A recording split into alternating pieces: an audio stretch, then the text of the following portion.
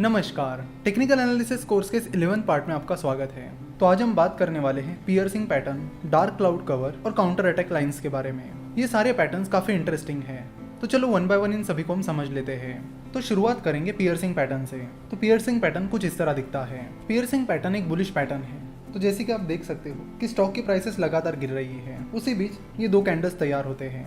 तो piercing pattern दो candle से तैयार होती है और डाउन ट्रेंड के बीच आती है। इसमें से जो पहली कैंडल है वो रेड कैंडल है और दूसरी कैंडल ग्रीन कैंडल है। तो पहली कैंडल जो है वो उस डाउन ट्रेंड को कंफर्म करती है कि डाउन ट्रेंड लगातार चल रहा है। उसी बीच ये ग्रीन कैंडल निकल कर आती है। अगर आप इस ग्रीन कैंडल को ऑब्जर्व करोगे तो आपको पता चलेगा कि इस ग्रीन कैंडल की ओपनिंग प्राइस उसके पहले वाली कैंडल की क्लोजिंग प्राइस से कम है, जो हमें कंफर्म कराती है कि शुरुआत में उस स्टॉक पर बियर्स ही सवार थे। लेकिन बियर्स उस स्टॉक में मोमेंटम नहीं बना पाए और दिन के आखिर तक वो स्टॉक अपनी ओपनिंग प्राइस से काफी ऊपर जाकर क्लोज हुआ, जो कि बताता है कि बुल्स ने उस स्टॉक में एंट्री कर ली है। अगर आप इस सेकंड कैंडल की क्लोजिंग प्राइस देखोगे तो वो उसके पहले की कैंडल की क्लोजिंग प्राइस से काफी ऊपर है, जो ये इंडिकेट करती है कि बुल्स ने उस स्टॉक में अच्छी खासी एंट्री कर ली है, जिसके बेसिस पर वहां पर बाइंग अपॉर्चुनिटीज बन सकती है और ट्रेडर्स उस स्टॉक को खरीद सकते हैं। तो पियर्सिंग पैटर्न कैसे पहचानना है? तो पियर्सिंग पैटर्न की पहली कैंडल रेड कैंडल होती है और दूसरी कैंडल ग्रीन कैंडल होती है। साथ ही जो दूसरी कैंडल होती है उसकी बॉडी पहली कैंडल की बॉडी के अंदर होनी चाहिए। जैसे कि आप यहाँ पर देख सकते हो कि दूसरी कैंडल की अच्छी खासी बॉडी पहले कैंडल की बॉडी में समाई हुई है। तो इस सेकंड कैंडल की कम से कम आधी बॉडी पहले कैंडल की बॉडी में समाई हुई होनी चाहिए। तो पियर्सिंग पैटर्न एक बुलिश पैटर्न है जो हमें बाइंग अपॉर्चुनिटीज के बारे में बताता है।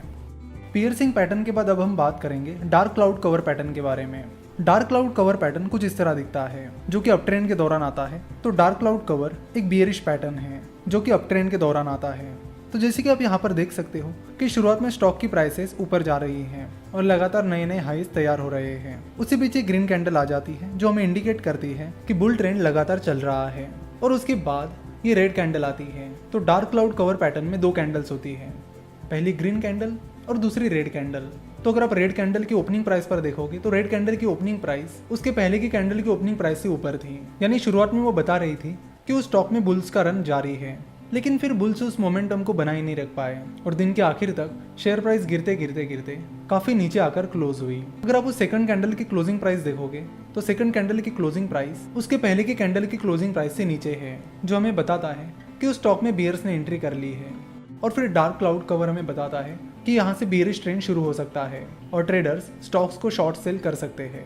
यानी डार्क क्लाउड कवर हमें शॉर्ट सेलिंग अपॉर्चुनिटीज के बारे में बताता है।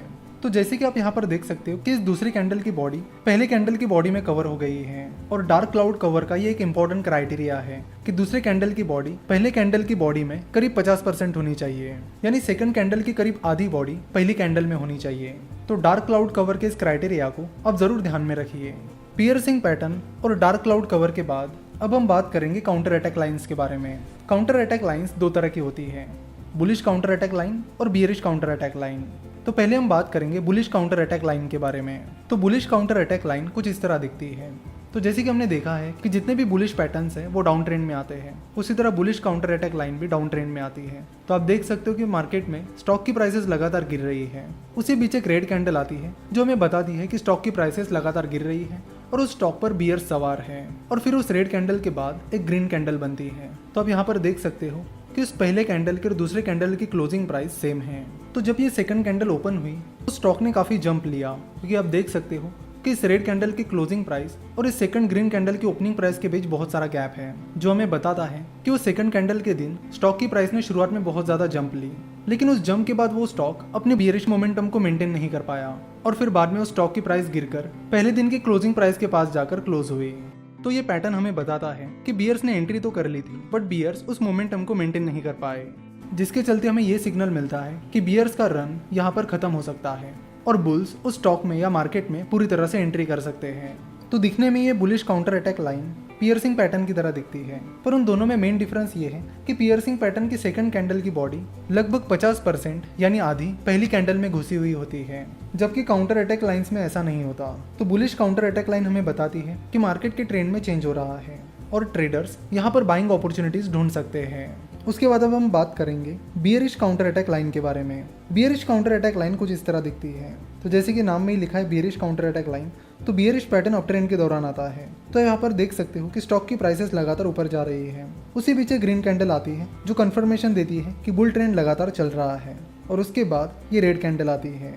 अगर इस रेड कैंडल को ध्यान से देखा जाए तो इस रेड कैंडल की ओपनिंग प्राइस उसके पहले वाली कैंडल से काफी ऊपर थी, जो कि हमें बताती है कि उस स्टॉक में उस दिन शुरुआत में बुल्स सवार थे, लेकिन वो बुल्स उस स्टॉक में मोमेंटम बना नहीं पाए और दिन के आखिर तक उस स्टॉक की प्राइस काफी गिर गई और गिरकर उसके पहले दिन की क्लोजिंग प्राइस के बराबर आ गई। तो bearish counter attack line bullish counter attack line से बिल्कुल अपोजिट है। दिखने में bearish counter attack line dark cloud cover की तरह दिखती है, पर उन दोनों में मेन डिफरेंस ये है कि डार्क क्लाउड कवर के सेकंड कैंडल की लगभग आधी बॉडी पहले बॉडी के अंदर घुसी हुई होती है, जबकि बियरिश काउंटर अटैक लाइन में ऐसा नहीं होता। तो बियरिश काउंटर अटैक लाइन हमें बताती है कि सेकंड कैंडल के दिन बुल्स अपनी मोमेंटम नहीं बना पाए, जिसके चलते ट्रेंड चेंज हो सकता है और बियर्स उस स्टॉक में एंट्री कर सकते हैं, जिसके चलते ट्रेडर्स उस स्टॉक में शॉर्ट सेलिंग अपॉर्चुनिटीज ढूंढ सकते हैं। आशा करता हूँ कि आपको आज समझाए हुए सारे पैटर्न्स यानी dark cloud cover, piercing pattern और bearish and bullish counter attack line अच्छे से समझ में आई होगी। नेक्स्ट एपिसोड हमारा पैटर्न्स का आखिरी एपिसोड होगा, जिसके बाद हम आगे टेक्निकल एनालिसिस से जुड़ी और भी चीज़ों के बारे में बात करेंगे। तो आशा करता हूँ कि आपको आज का एपिसोड पसंद आया होगा।